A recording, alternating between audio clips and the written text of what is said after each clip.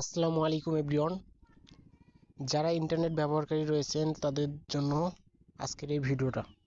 তো আপনারা যারা ইন্টারনেট অনেকে 1 মাসের জন্য ইন্টারনেট ক্রয় করছেন গ্রামীণ, রবি, বাংলালিংক, এয়ারটেল সকল ধরনের সিমের মধ্যে, তো দেখা যায় আমরা 10-15 দিন ইন্টারনেট ব্যবহার করতে পারিনি, 1 মাসের জন্য ইন্টারনেট নিছি। তো এখন নাকি সব সিমের জন্য 5 জিবি করে ফ্রি দিচ্ছে, বোনাস দিচ্ছে।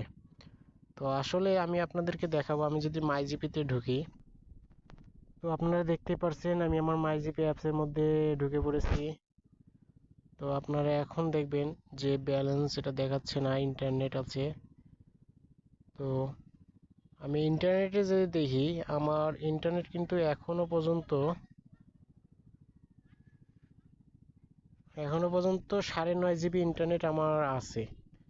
তাহলে দেখা যায় আপনার নিচে দেখা আছে 9.5 GB new SMS internet offer. 29 তারিখ, জুলাইয়ের 29-24, 11টা 59 PM পর্যন্ত মেয়াদ আছে আমার ইন্টারনেটের। অথচ আমি ইন্টারনেটগুলো কালকে, আজকে 28 তারিখ, গতকাল মানে পরের দিন, আজকের পরের দিনে আপনার ইন্টারনেটটা শেষ হয়ে যাবে। তাহলে আমার যে 9.5 জিবি আমি ইন্টারনেট এখনও আছে। আর এখন নাকি 3 দিনের জন্য আমাদের 5 জিবি করে সকল ইন্টারনেট গ্রাহকদের বোনাস দেবে।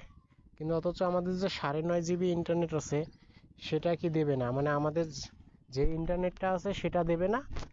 অথচ আমাদের 5 জিবি করে ইন্টারনেট বোনাস দেবে, তাও মেয়াদ দেবে 3 দিনের জন্য।